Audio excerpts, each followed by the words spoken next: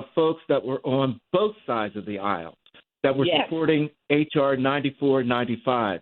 And what we will do is we're going to have posted on our webpage, on our TJC page, the folks and how they voted on 9495.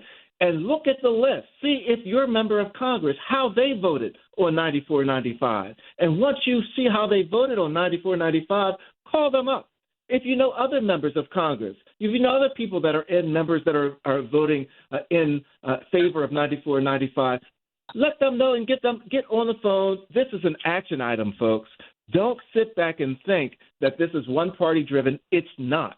So please take a look at 9495, Barbara. Is that correct? And let folks know where you stand. Absolutely, folks, and make sure you can't assume that just because your senator is, quote, liberal or that they're Dem or a Democrat or whatever, you can't assume they're going to vote the right way. You can't assume that just because they're Republican that they're going to vote against, they're going to vote the wrong way either. You have to contact them and let them know you're watching them. Let them know this is important to you, and so that they don't, because in the House, they had all of these Democrats, I'm just telling the story, who had signed on to this bill, and once they started getting calls from people, they were like, oh, we didn't know. We just thought it was an okay bill. It's talking about helping hostages. We didn't really understand this amendment because listen, they get so many bills they vote on all the time, they don't necessarily know what's in everything they're voting for. So you have to be heard. Again, 202-224-3121. Let's change the subject quickly in the time that we got remaining to us, and let's talk about another subject related to the elections, and that is, what should President Biden do? He's got 8 weeks, a little bit under 7.5 weeks, to take action. As he's still president, folks. When you hear about Trump is making this nominee, that nominee, that is just prospective. Until he's president, he has no power to even officially nominate anybody. He has no power. He's not president. Right now, the president of the United States is called Joseph Biden. And the question is, before he leaves, what does he need to do with his presidential power? What does he need to make sure happens under his administration before he leaves? He still can exercise his presidential power. What is your favorite idea, Dr. Myers, of what he needs to do? Well, that's a great question. And President Biden still has executive authority, which is very powerful.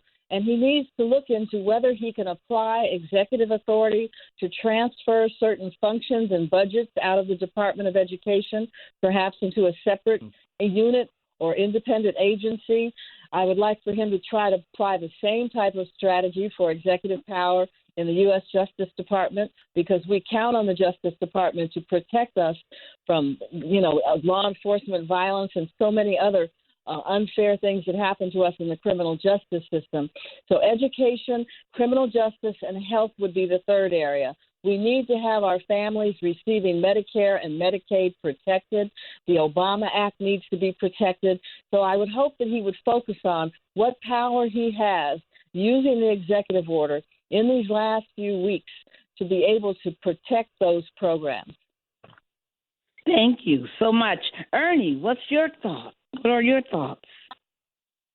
I go back to the end of the first Trump administration, when the gag orders and everything else were imposed, which then led to everything that we're facing with now.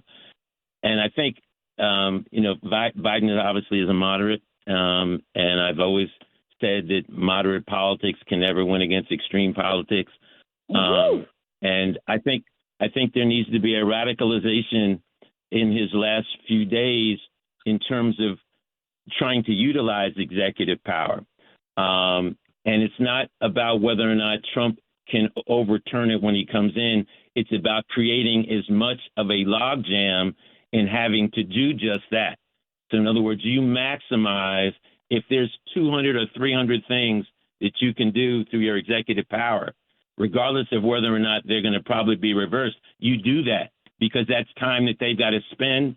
It's also time that people can then learn about what's being done. There's time for us to build opposition to that. So I think that's critical. But the key thing that we all realize is what's the mindset of the Democratic Party right now. And so along with Dr. Myers, I think he needs to be focusing on the weakening of anti-discrimination laws, whatever you can do in that space, access to quality education for students of color, undermining Black political power. Dr. Myers mentioned the criminal legal policies, obviously are critically important. Black families' access to affordable housing would be another space. And then just the health disparities caused by environmental racism and other things that we're dealing with. Those really need to be as priorities. And spending money as fast as possible and as much as possible in those spaces. Yes, absolutely. If I could just pop one more into that. The Office of Gun Violence Prevention, which has only been there a year, Vice President Kamala Harris put that in place. They really need to focus on trying to find a way to keep that because violence is an issue that incoming President Trump is saying he wants to authorize law enforcement to have this day of violence to stop crime. And it's terrifying what they're talking about doing.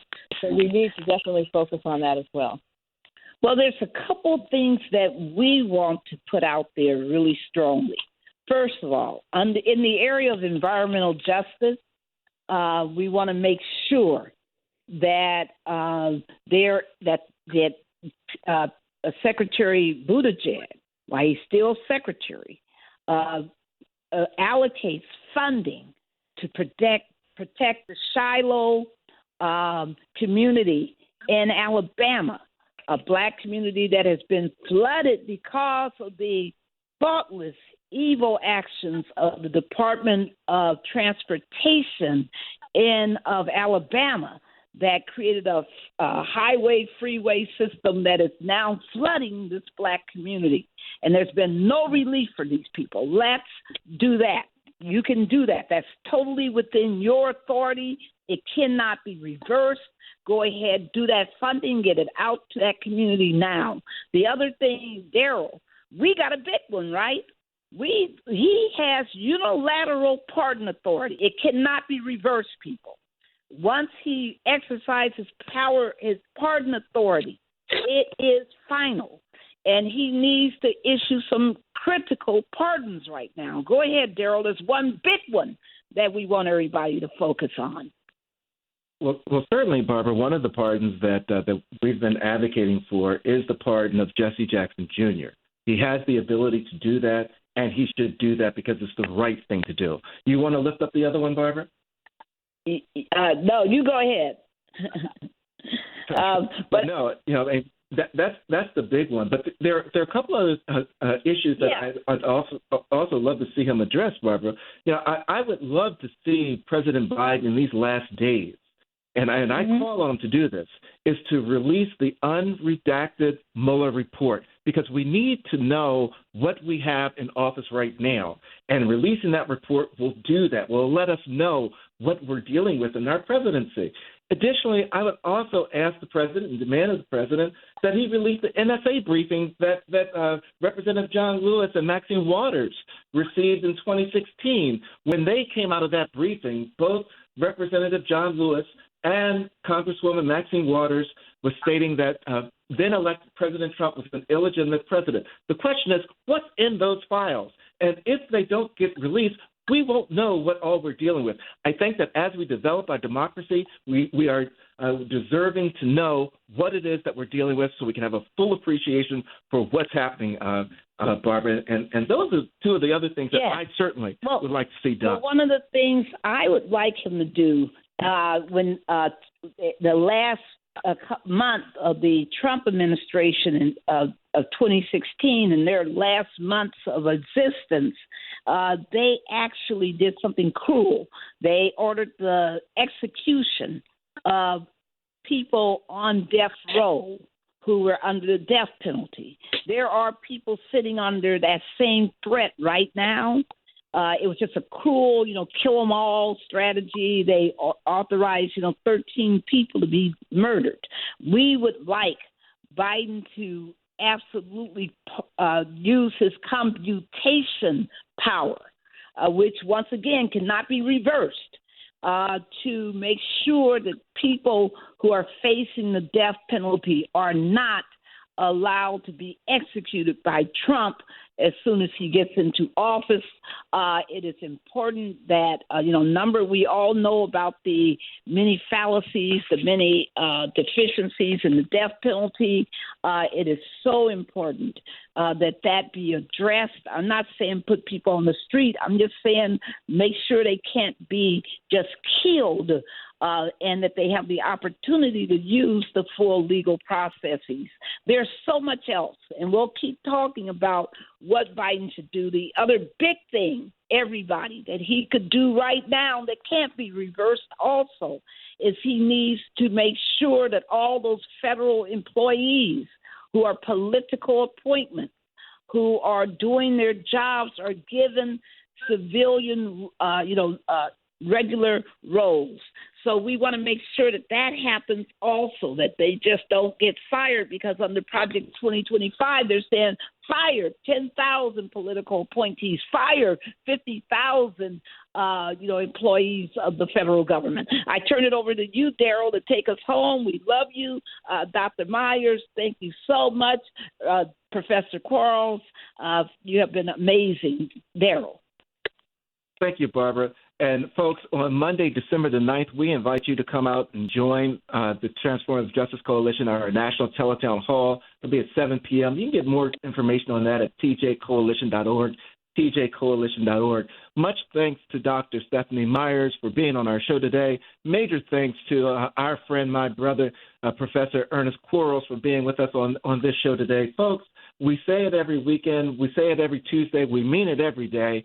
It's time to get off the sidewalks, get into the streets, and get into good trouble. Be certain that you're doing something positive, that you're moving in a positive direction, that you're not sulking in any loss or any retribution that may be sent your way, but rather you're lifting yourself up, you're lifting your community up, you're lifting your family up. And folks, nonviolence is the way to do it. Let's learn our history. Let's get into the books. Let's get into the streets. Let's get our votes on. Let's get our registration on. Let's get ready for 2026, because 2026 election series is up on deck. Folks, until next Tuesday, noon, Eastern Standard Time. Peace, everybody. Peace. Thank you. Wonderful show. Thank you. Thank you. I had an important job. And it wasn't just a job, it was keeping my brothers and sisters safe. And coming back, it felt like kind of thrown away. It's like you're useless. We don't really have a need for you now because you can't really do anything for us. That's the way I felt. If it hadn't have been for Wounded Warrior Project, I honestly don't know if I would be here. It was the camaraderie that I saw and had. It was like I got my family back again.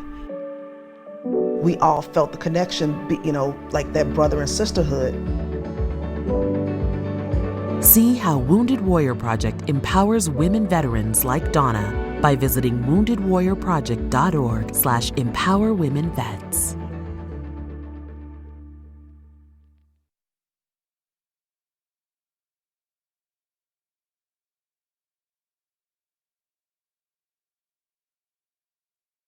The preceding program was paid for by Barbara Arnwine. Are you excited about being a new grandmother? Of course I am. A little intimidated, too. Why? Taking care of a baby today is so different than when I had you. But Mom, you did great with me. Thanks, son. But I put you on your stomach to sleep. Right.